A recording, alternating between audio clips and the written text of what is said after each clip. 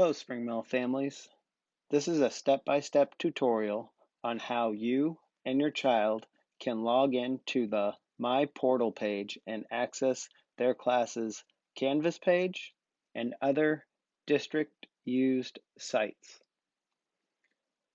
First, go to the Washington Township main page, hover over Students and Families, and go down to the My Portal single sign-on. When you click on that, it will take you to the My Portal page.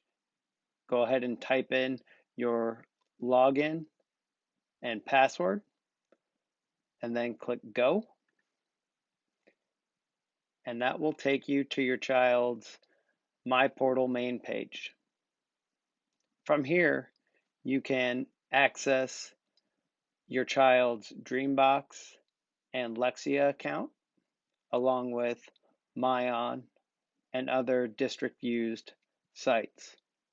To get into your child's Canvas page, click on Canvas,